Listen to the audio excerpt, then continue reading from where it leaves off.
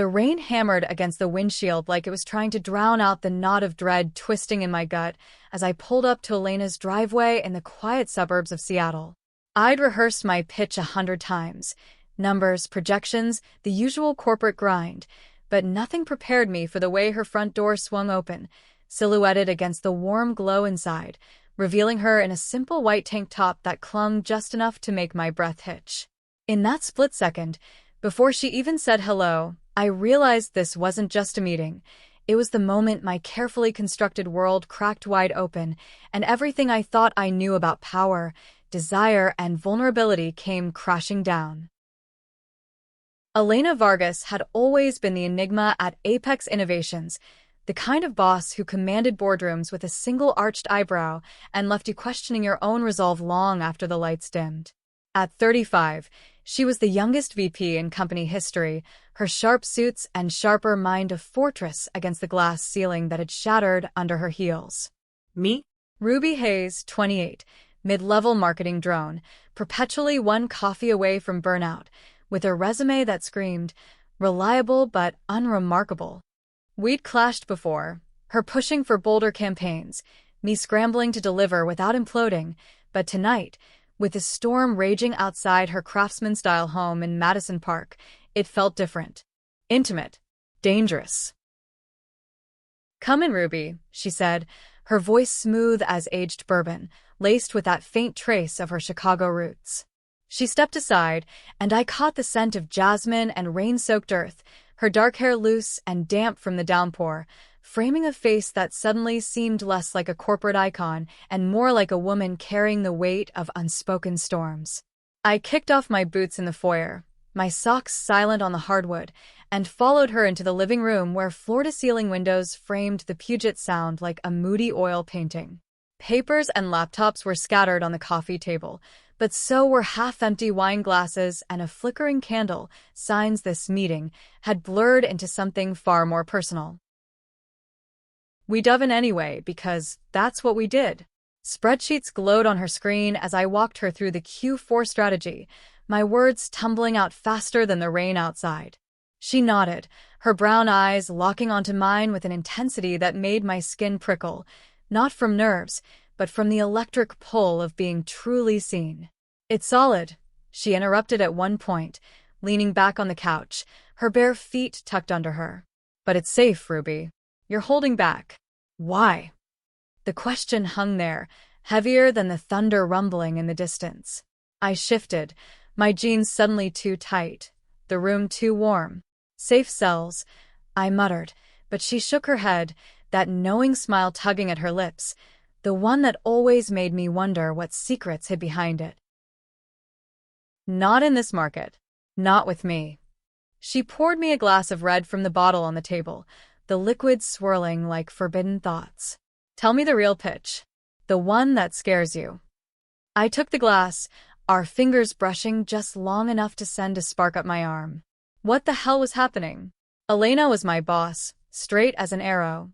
Or so the office rumors went, whispered about her ex-husband and her laser focus on career over everything else.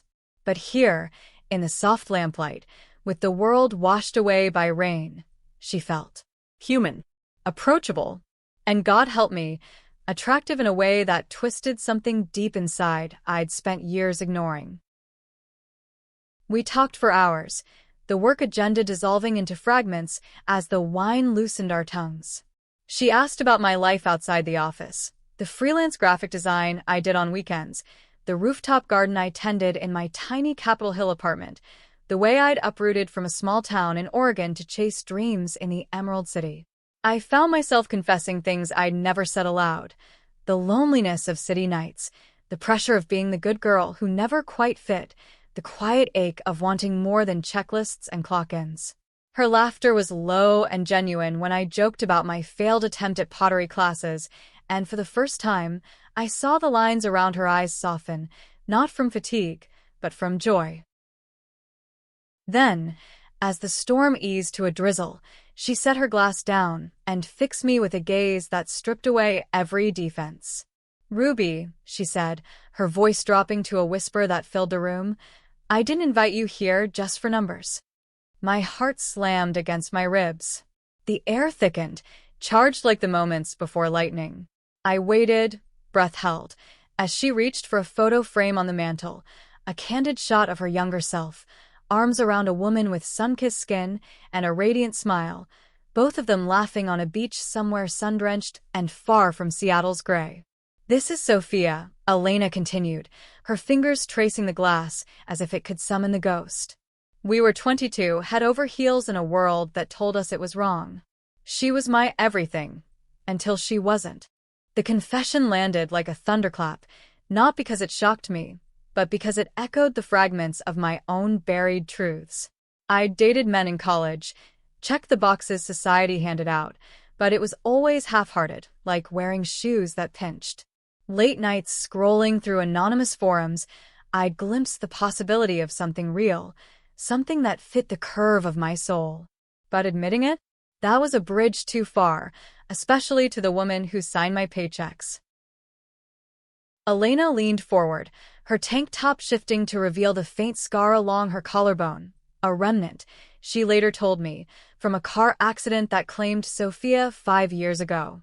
"I built this life, this career as armor," she said, eyes glistening but fierce. "Pushed everyone away, because losing her, it broke me. But tonight, seeing you fight for your ideas, I saw myself. The girl who dreamed big before fear won. I don't know who moved first. Maybe it was the wine, maybe the rain's rhythm urging us on. But suddenly her hand was on my knee, warm and steady, and the world narrowed to the heat of her touch. What if we stopped hiding?" she murmured, her breath mingling with mine. My pulse roared, every nerve alight with the terror and thrill of it all.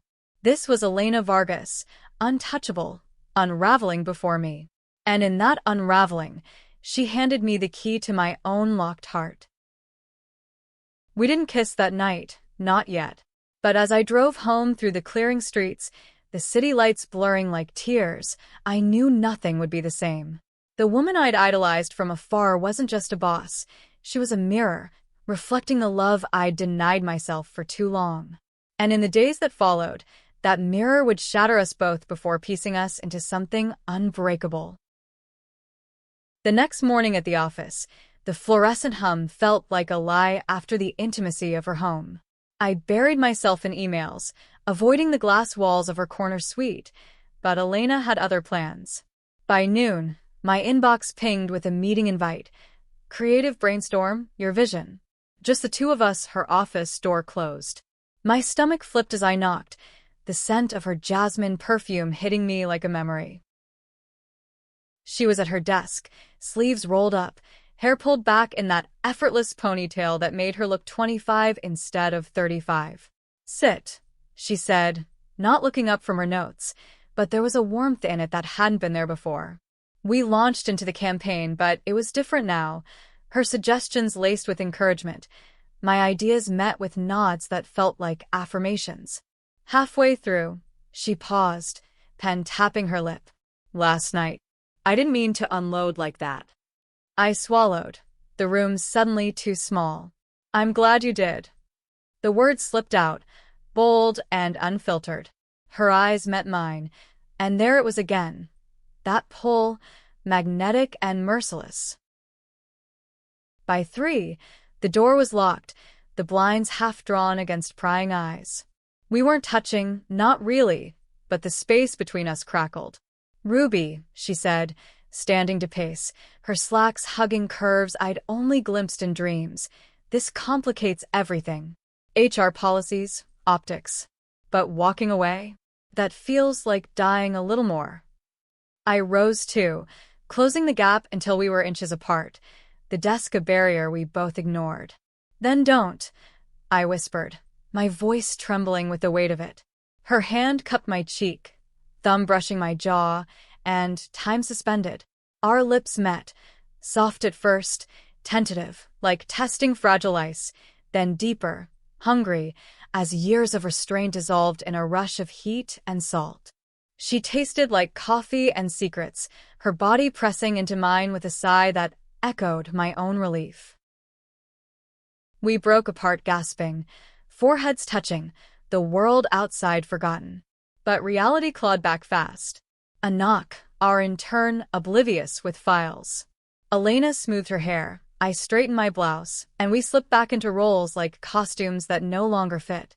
That night, text lit up my phone. Dinner? My place. No agendas. I replied yes before doubt could whisper no.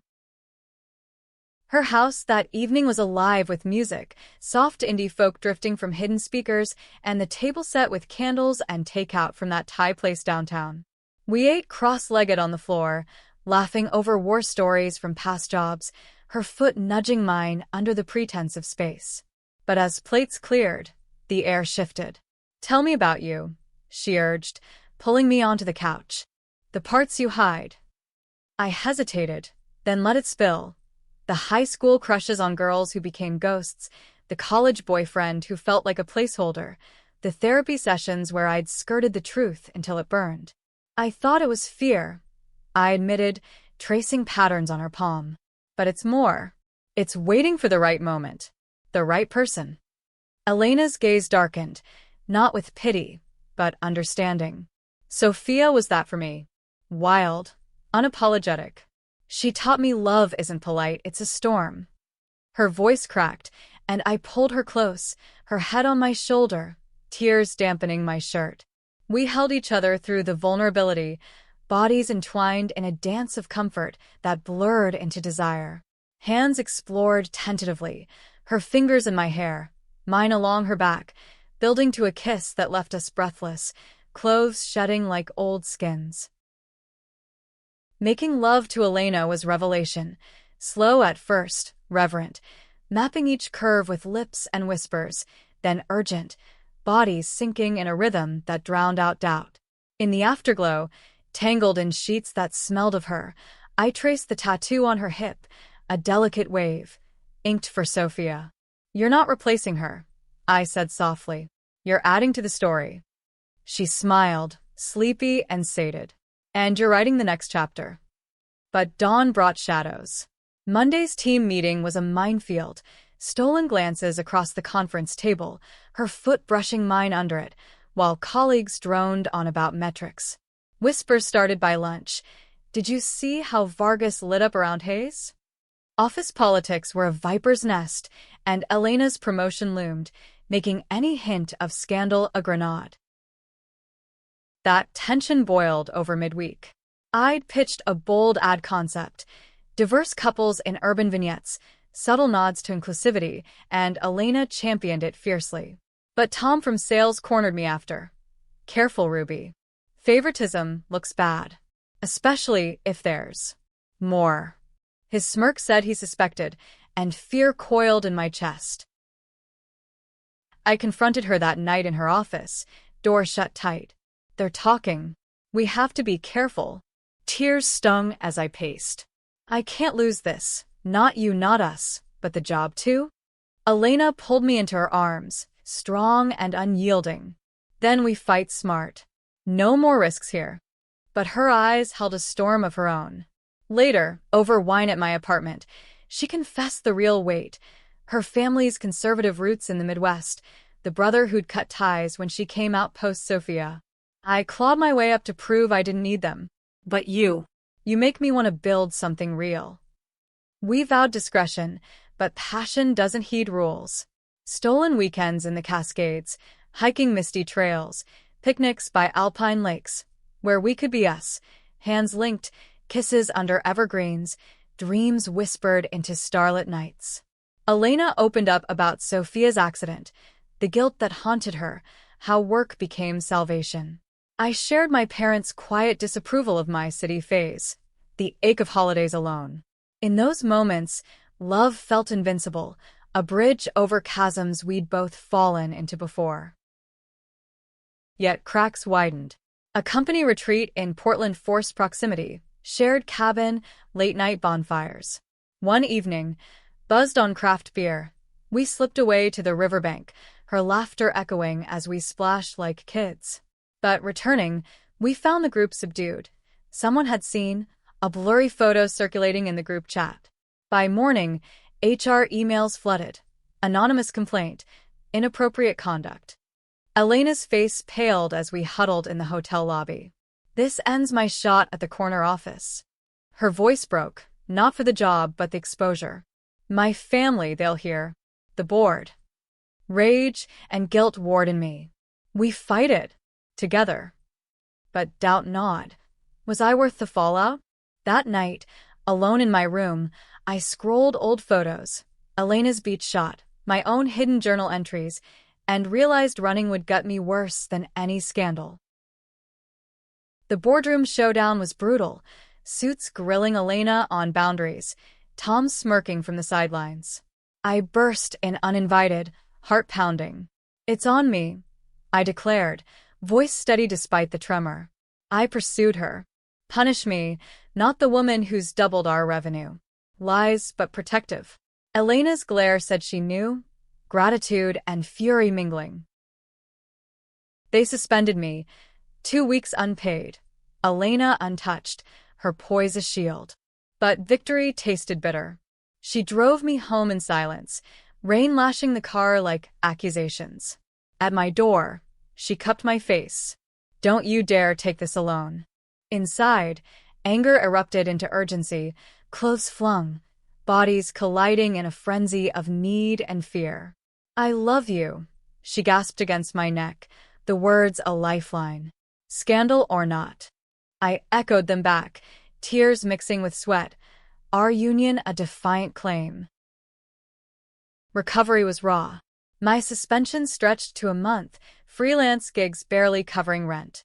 Elena visited nightly, cooking pasta in my cramped kitchen, her presence a balm. We talked futures, maybe her leaving Apex, us starting a consultancy, unburdened. But her family struck next, a call from her mother, voice iced with scripture, disowning her anew. Elena shattered in my arms, the strong VP crumbling to the woman who'd lost too much. "I can't keep breaking for love," she whispered one night, staring at the ceiling. Panic clawed me. Was this the end? No. Dawn brought resolve. We drove to the coast, Cannon Beach at sunrise, waves crashing like applause.